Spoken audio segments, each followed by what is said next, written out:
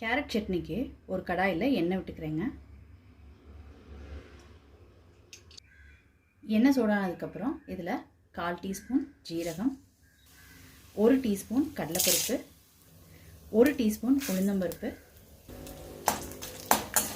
பருப்பெல்லாம் கொஞ்சம் colour change ஆனதுக்கப்புறம் 5 காய்ந்த மிளகாய்,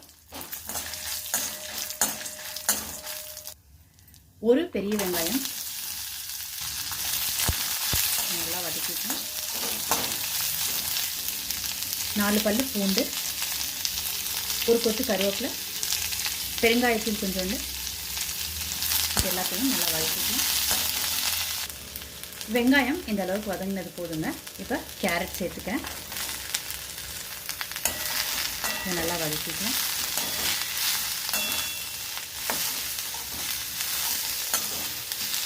ரெண்டு பெரிய கேரட் சேர்த்துருக்கேங்க.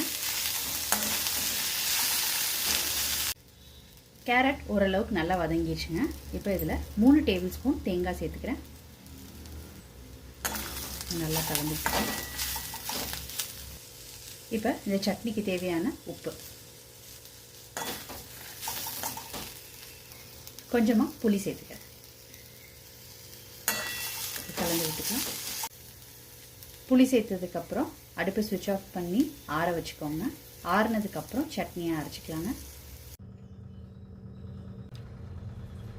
தண்ணி விட்டு சட்னியை அரைச்சி எடுத்துக்கிட்டாச்சுங்க.